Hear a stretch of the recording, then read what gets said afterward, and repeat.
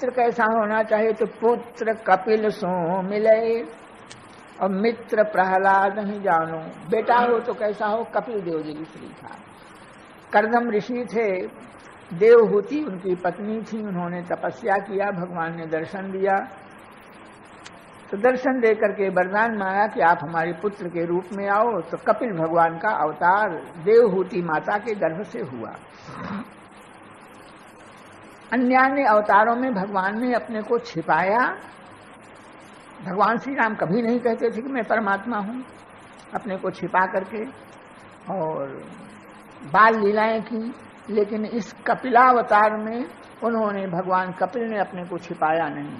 अभी छोटे ही थे, लेकिन बैठ करके गद्दी पर बैठ करके मैं परब्रह्म परमात्मा हूं। कपिल भगवान ने अपने पिता माता से, लोगों से कहा, मद भयात बात बातोयम, मेरे डर के मारे ये हवा चलती है, मेरे भय से सूर्य तपता है, हवा मेरे भय से चलती है, सबके ऊपर मेरा शासन है, मैं साक्षात परब्रह्म परमात्मा हूं। अपने को ईश्वर घोषित कर लिया। और वरदान ऐसा चाहिए तो पिताजी ने आकर के अपने पुत्र कपिल की शरण ली, प्रार्थना किया। तो अपने पिताजी को उपदेश दिया और कह दिया कि तुम जाओ जंगल को भजन करो। इसके बाद तुम्हारे चले जाने के बाद मैं माता को भी उपदेश दूंगा। माता शरण में आई तो माता ने कहा कि भगवान, संसारी भोगों को भोगते भोगते मैं बहुत ऊब गई हूं और मैं तुम्हारी शरण में हूं। स्वभृत्य संसार तरोह कुठारम, भगवान को कहा कि आप अपने भक्त के हृदय में अज्ञान रूपी जो वृक्ष है उसको काटने के लिए कुल्हाड़ी के समान, इसलिए मेरे हृदय में भी जो अज्ञान है उसको आप दूर करो, हमको उपदेश दो। तो कपिल भगवान ने अपनी माता को बहुत लंबा चौड़ा उपदेश दिया, अध्याय के अध्याय। उसमें भी मुख्य यही कहा कि प्रसंग मजरम पाषाणात्मनः कवयो भी, आसक्ति जो है वह सबसे बड़ा बंधन है। और मन एवं मनुष्याणाम कारणम बंध मोक्षयो, अपना मन ही बंधन का और मोक्ष का कारण है। बंधन क्या है कि संसार के भोगों की लालसा रह जाती है तो बंधन है, भोगों की इच्छा समाप्त हो जाए तो मुक्त हो गया जीव। इस तरह का रहस्य भगवान ने बताया। और भक्ति का मुख्य उपदेश कपिल भगवान ने अपनी माता को भक्ति का उपदेश दिया और यह कहा कि सत्संग में प्रेम करो, उन साधुओं के समीप में प्रेम करो, वे संत तुम्हारे ऊपर कृपा करेंगे। माता ने कहा कोई संत होते कैसे हैं? तो संत लक्षण का भी बड़ा विशाल वर्णन किया। कपिल भगवान ने कहा कि साधु जो होता है, भक्त जो होता है, तो सबसे पहला लक्षण तितिक्षा, माने सहनशीलता। तितिक्षवः कारुणिकाः सुहृदा सर्वदेहिनाम अजात शत्रवः शांता साधवा साधुभूषण। माता जी, हमारा जो भक्त होता है वह सबसे पहले सहनशील होता है। सहनशील में जाड़ा गर्मी बरसात सहता है, ये कोई बड़ी बात नहीं। भूख प्यास को सहता है यह भी, लेकिन अपमान को और सम्मान को सहना यह सबसे बड़ी बात है। अपमान भी सहन हो जाए लेकिन सम्मान सहन नहीं होता। कोई आदर करने लगा, आरती पूजा होने लगी तो मन में आ जाता है कि हम पूजा के योग्य हैं, मन में अहंकार आ जाता है। इस तरह से अहंकार अगर आ गया तो सम्मान हमको सहन नहीं हुआ। किसी ने गाली दे दिया, अपमान किया तो मन को दुख हो गया तो अपमान सहन नहीं हुआ। तो हमारे भक्त जो अपमान और सम्मान दोनों का सहन करते हैं। और अपमानम सुधापानम, कोई अपमान कर दे तो अमृत पीने के समान सुख का अनुभव करते हैं। और कोई निंदा करने लग जाए तो उसकी बड़ाई करते हैं, निंदक को अपने पास रखते हैं। निंदक ने हमारी निंदा करके हमारे पापों को दूर कर देता है। निंदक के डर से हम कोई निंदनीय काम नहीं करेंगे, इसलिए निंदकों को भी अपना करके हमारा भक्त रखता है। और बड़ी उसके अंदर करुणा होती है, किसी भी जीव को दुखी नहीं देख सकता है। और अजात शत्रुवः शांता, हमारा भक्त अजात शत्रु होता है, उसका शत्रु कोई पैदा ही नहीं हुआ। भगवान का भक्त अजात शत्रु है। सृष्टि के जितने जीव सब भगवान के हैं, सब हमारे मित्र हैं, शत्रु कोई नहीं। अजात शत्रु बहुत से भक्त हुए और श्री युधिष्ठिर जी महाराज अजात शत्रु थे। बचपन से ही दुर्योधन ने इन पांडवों को कष्ट दिया। खेलने कूदने में, जब सब खेलते थे तो खेलने में भीमसेन खेलते खेलते इन सबको पछाड़ दिया करते थे, दुर्योधन आदि को। तो इनके मन में द्वेष हो गया, ये सब बड़े बलवान, तो किसी तरह से इनको नष्ट कर देना चाहिए। तो भीमसेन को जहर के लड्डू खिला करके गंगा में डुबा दिया दुर्योधन ने। तो भगवान की कृपा थी, बच गए किसी तरह से। इसी तरह से इन बचपन से ही एक बार लाख के घर में इनको बंद करके आग लगा दी।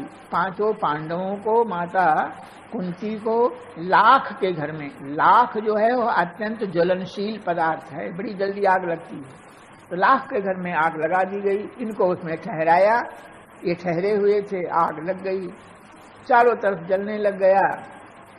तो युधिष्ठिर ने नकुल जो उसमें ज्योतिषी थे उनसे पूछा कि जल ही जाएंगे, कोई निकलने का उपाय है? तो उन्होंने कहा कि भाई पूछो तब न बतावें, साथ में जल रहे हो लेकिन बिना पूछे नहीं बता। बोले नहीं, बिना पूछे नहीं बतावेंगे। पूछा गया कि क्या उपाय है? बोले चौक में जो खंभा गड़ा है इसको कोई उखाड़ डाले तो रास्ता मिल जाएगा। भीमसेन ने चौक में गड़े हुए खंभे को उखाड़ डाला और वहीं सुरंग बनी हुई थी, बाहर जाने की सुरंग थी। सुरंग को श्री विदुर जी ने बनवा दिया था। बाहर निकल गए, सब बच गए। दुर्योधन ने समझ लिया कि सब जल गए, कोई बचा नहीं, लेकिन ये पांचों बच गए, पांचों भाई बच गए, माता कुंती बच गई, बाहर निकल गए। फिर अपने वेश को बदल लिया इन लोगों ने, क्षत्रिय वेश न रख करके ब्राह्मण सरीखा वेश कर लिया और भिक्षा करते, मांगते, खाते इधर उधर घूमने लग गए। एक दिन एक अतिथि के यहाँ, एक द्वार में ब्राह्मणी के यहाँ ठहरे। उस समय उसके घर में सवेरे लोग रोने लग गए। कुंती ने पूछा क्यों रो रहे हो? बोले आज हमारे लड़के की बारी है, एक दैत्य आता है, तो दैत्य को भोजन करने के लिए ये इसको ले जाना पड़ेगा, और वो भोजन करता है और जो कोई गाड़ी ले जाता है उसको भी खा जाता है। कुंती माता को दया आई। कुंती ने कहा तुम लड़के को नहीं भेजो, मैं अपने लड़के को भेज दूंगी। अरे नहीं, तुम अतिथि हो, तुम्हारे लड़के को नहीं भेज सकती। तो कुंती जी ने भीम को भेजा, बहुत बड़ी बैलगाड़ी में भर करके सामान गांव से बाहर नगर के समीप ले जा गए। और वह दैत्य और भीमसेन वहां बाहर ले जा करके सब सामान बढ़िया खुद खाने लग गए। जब खा रहे थे, आधा खा गए, तब वो दैत्य आया था, अरे मेरे खाने का सामान तूने खा लिया, कोई बात नहीं, तूने सामान को खा लिया, मैं तुझको खा लूँ, सब पेट में मेरे पहुंच जाएगा। यह कह करके भीमसेन से युद्ध होने लग गया। भीमसेन ने उसको मार डाला, उस दैत्य को। इस तरह से भीमसेन ने एक ब्राह्मण बालक के, कुंती माता ने ब्राह्मण बालक की रक्षा करने के लिए अपने बालक भीमसेन को दिया, ब्राह्मण बालक की रक्षा की। घूमते फिरते ये लोग, उस समय द्रौपदी के स्वयंवर की घोषणा हुई। राजा द्रुपद ने अपनी कन्या का स्वयंवर किया और स्वयंवर में शर्त यह थी कि जो कोई मत्स्य वेद करेगा, चक्र के ऊपर मछली घूम रही है, नीचे तेल के कड़ाह में देखो और ऊपर निशाना लगाओ, ऐसा जो कोई वीर होगा मत्स्य वेद कर देगा तो वह द्रौपदी से ब्याह करेगा। सब लोग बड़े बड़े धीर वीर आए, बहुत से लोग तो धनुष को नहीं उठा पाते, चढ़ा नहीं पाते, मत्स्य वेद किसी ने नहीं कर पाया। कर्ण को आगे कहा गया तो कर्ण को देख करके द्रौपदी ने कर्ण का अपमान किया और कहा इसके बाप का ठिकाना नहीं है। किसका लड़का है? तो मल्लाह का लड़का, प्रसिद्ध थे उन दिनों तक, कुंती के पुत्र हैं, ये बात साबित नहीं भई थी। तो मैं इसके, कोई ब्राह्मण मत्स्य वेद करे तो उसके साथ विवाह कर लूंगी, और कोई क्षत्रिय मत्स्य वेद करे तो उसके साथ मेरा ब्याह होगा, लेकिन ब्राह्मण क्षत्रिय दो को छोड़ करके तीसरा कोई मत्स्य वेद करके भी और हमको ब्याह नहीं, तो मैं ब्याह नहीं करूंगी।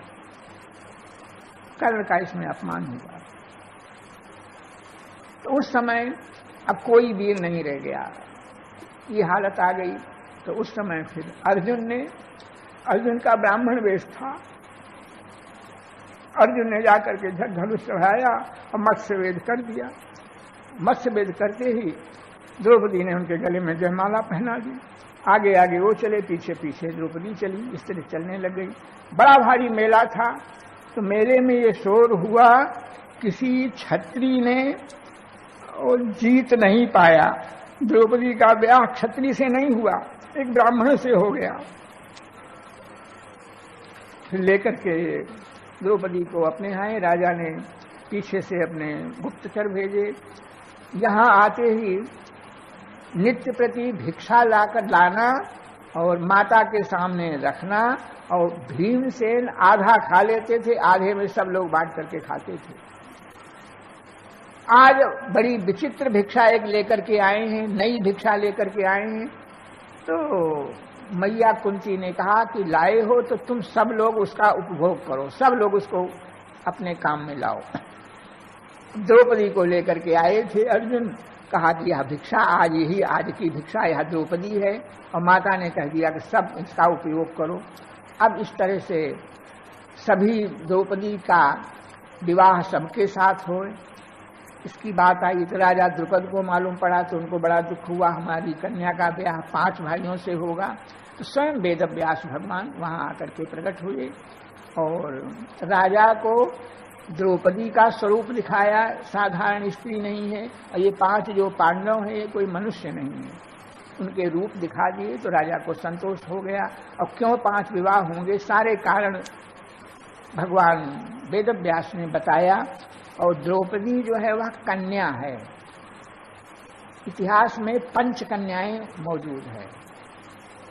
5 कन्याएं ऐसी हैं जो कन्याएं रहेंगी, विवाह होने पर संतान उत्पन्न करने के बाद वो कन्या रहती हैं, कन्या तो नष्ट नहीं होता है, ऐसी उनका प्रातः स्मरण किया जाता है। सबसे पहली अहिल्या। अहिल्या जो यह कन्या है, अहिल्या एक बहुत सुंदरी कन्या को बना करके ब्रह्मा बाबा ने सुरक्षित रखने के लिए गौतम जी को दे दिया। और इतनी सुंदरी कन्या को धरोहर के रूप में गौतम जी ने रखा। सैकड़ों बरस बीत गए, ब्रह्मा को बड़ा आश्चर्य हुआ, इतनी सुंदरी कन्या इनके आश्रम में रही आई, लेकिन इन्होंने इस कन्या से ब्याह नहीं करना चाहा। तो वस्तुतः इस कन्या के योग्य गौतम ही हैं। गौतम को कन्यादान कर दिया, गौतम के साथ अहल्या का विवाह हो गया। बड़ी सुंदरी होने के कारण इंद्र ने गौतम के समीप आश्रम में आकर के छल कपट किया। इंद्र गौतम का रूप धारण करके आया है, और चंद्रमा आए तो मुर्गा बन करके बोले, अलग हटे तो महल में घुसा। और इसी बीच गंगा जी ने गौतम से कहा कि देखो तुम आधी रात को आ गए, अभी प्रातःकाल कहाँ हुआ है, तुम्हारे साथ छल हुआ। लौट करके आए तो इंद्र निकलता हुआ दिखाई पड़ा। इंद्र को शाप दिया, चंद्रमा को शाप दिया। इस प्रकार से जो है वह इंद्र पद बहुत निंदनीय है। पुराण शास्त्रों में इंद्र की बहुत निंदा की गई है। बारंबार भगवान उसके अहंकार को दूर करते हैं और बारंबार वह जो है वह प्रमाद में आ जाता है। तो अहल्या यह कन्या है। लिखा है कि भगवान ने चरण स्पर्श कराया तो अहल्या पत्थर से सुंदरी स्त्री बन गई।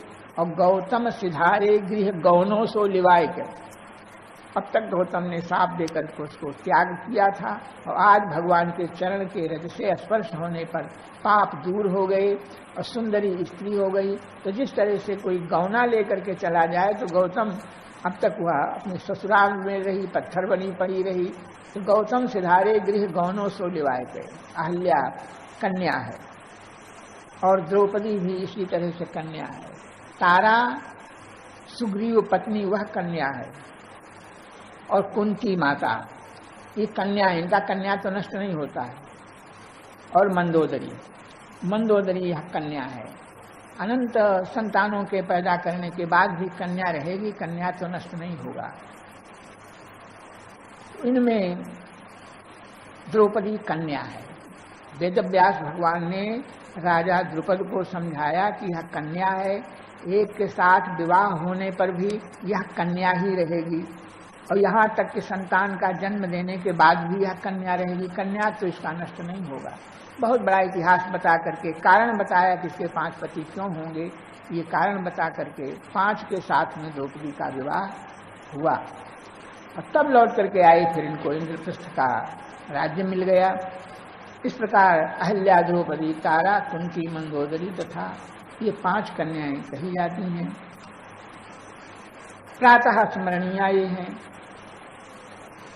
द्रौपदी जी का विशद चरित्र तो पत्नी हो तो कैसी हो, तात ऋषभ सो होए, माता हो तो मदालसा के समान हो, और पुत्र हो तो कपिल के समान हो, जिन्होंने अपने पिता माता को उपदेश लेकर के और ज्ञान दिया, माता पिता दोनों को।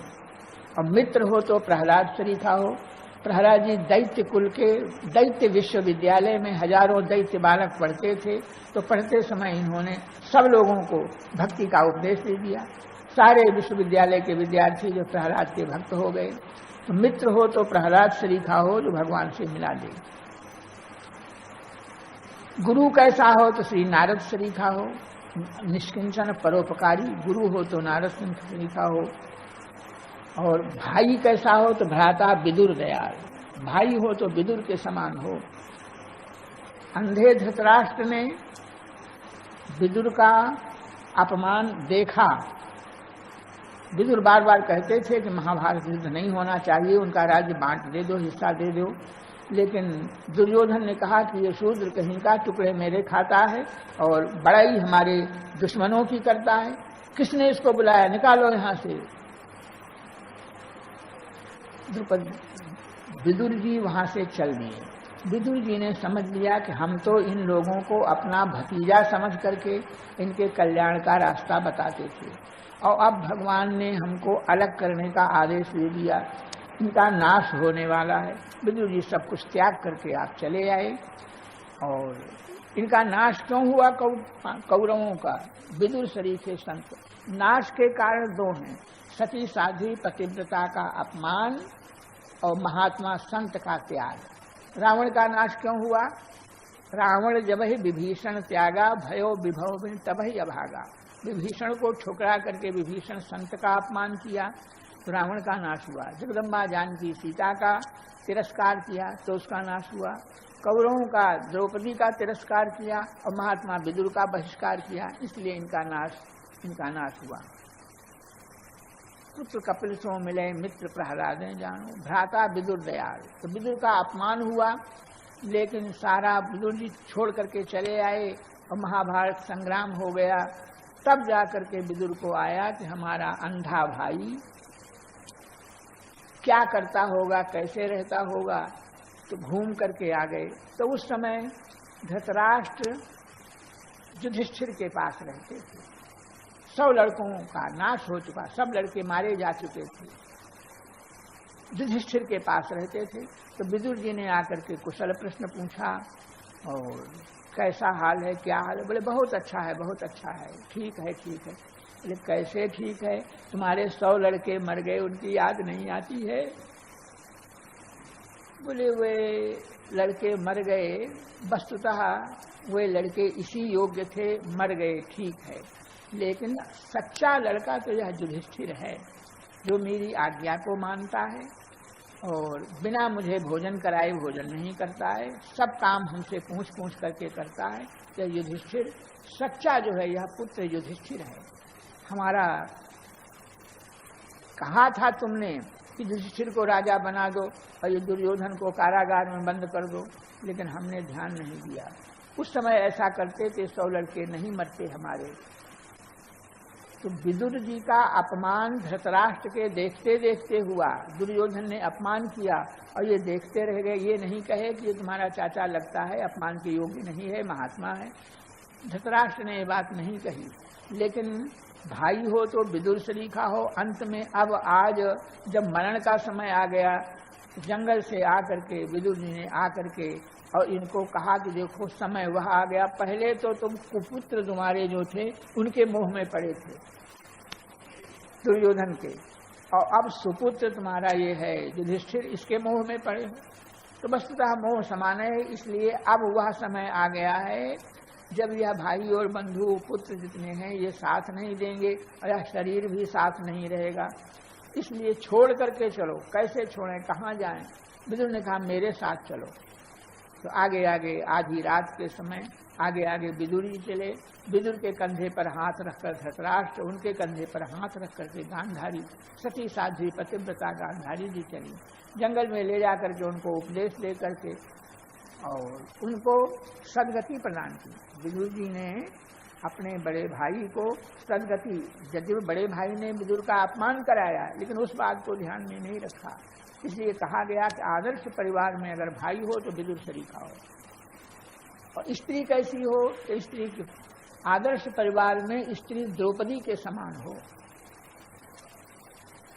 द्रौपदी का स्मरण, जो स्त्री अपने पति को, परिवार को भगवान की भक्ति का उपदेश दे वह स्त्री श्रेष्ठ है।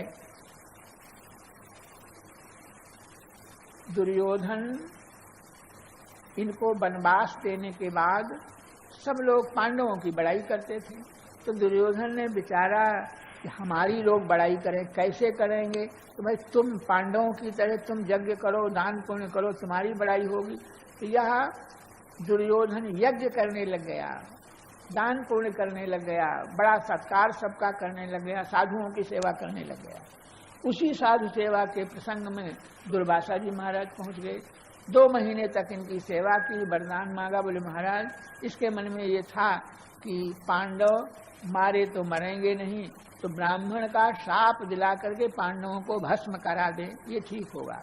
दुर्वासा से वरदान मांगा कि महाराज इस समय पांडव द्रौपदी के समेत जंगल में रह रहे हैं, तो आप कृपा करके पांडवों के अतिथि बनो।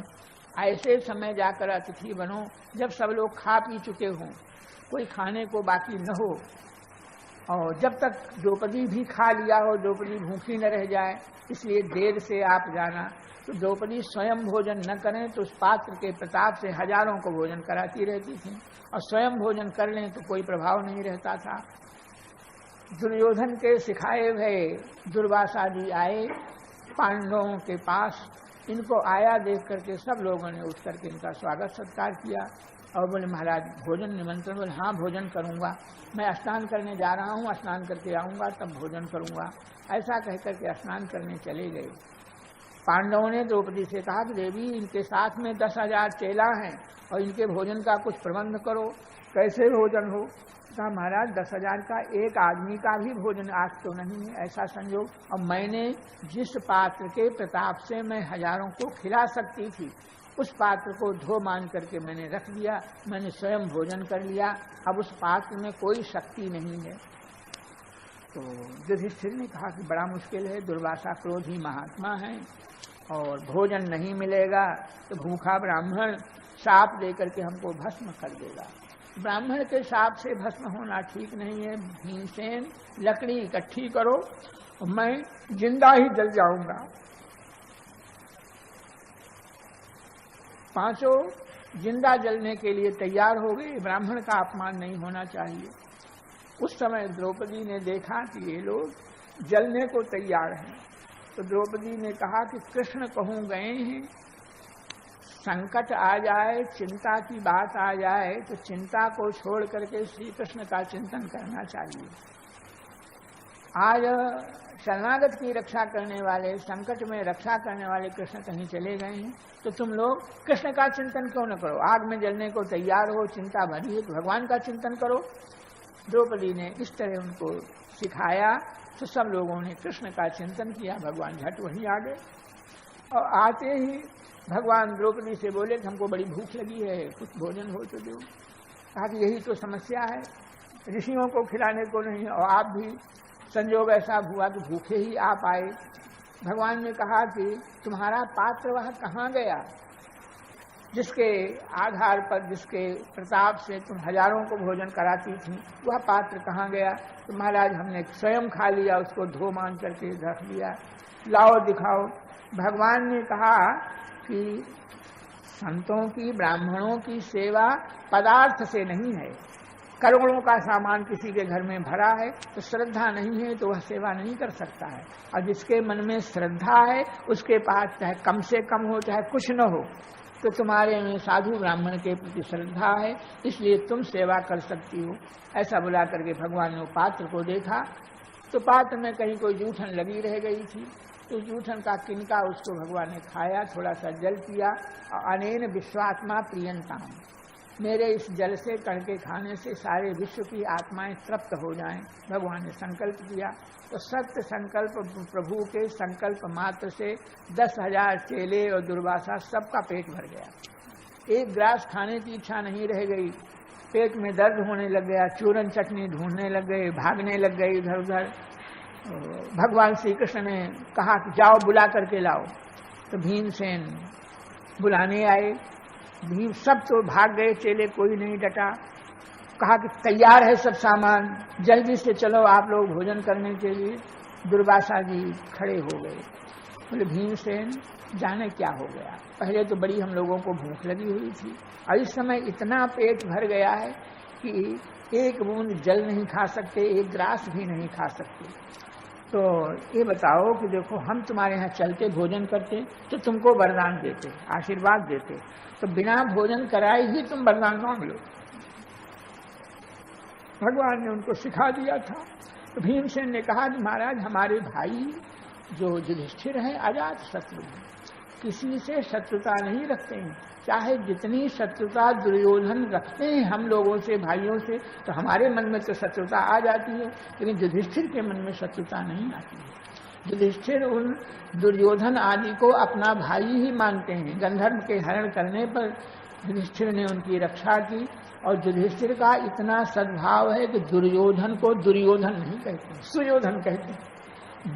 दुष्ट उपसर्ग जो है उनके नाम के साथ नहीं लगाते हैं।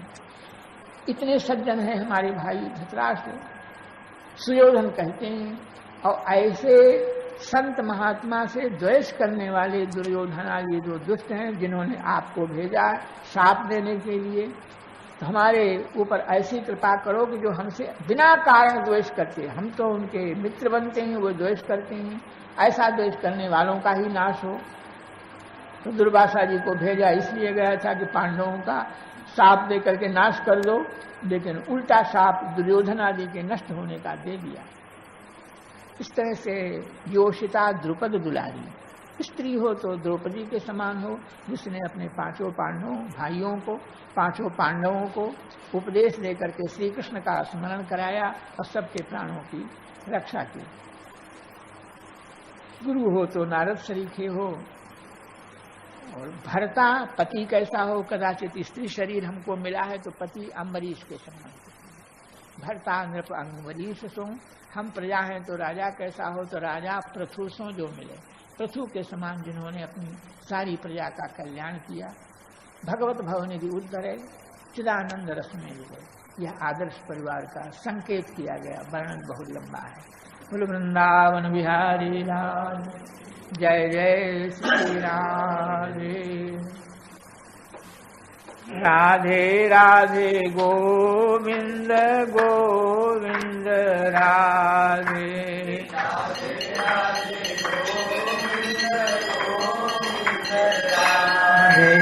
राधे राधे गोविंद गोविंद राधे राधे राधे गोविंद गोविंद राधे राधे गोविंद राधे राधे राधे राधे गोविंद राधे राधे गोविंद गोविंद राधे राधे राधे गोविंद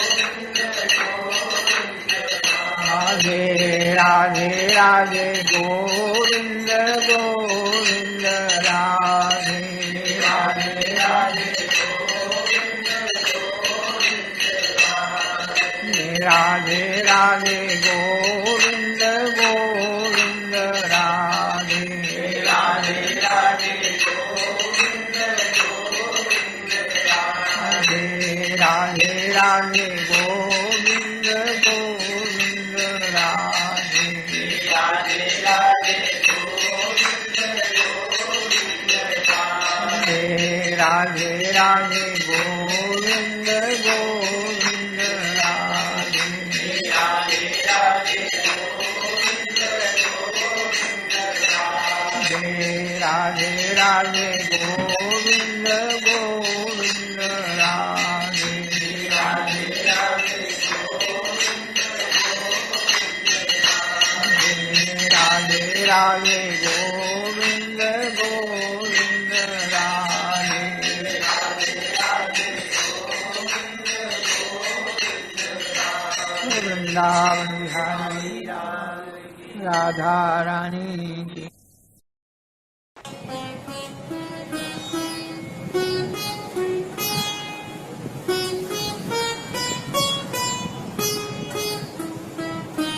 श्री सीताराम प्रतिदिन सत्संग एवं दर्शन के लिए श्री महाराज जी के ऑफिशियल चैनल को जरूर सब्सक्राइब करें।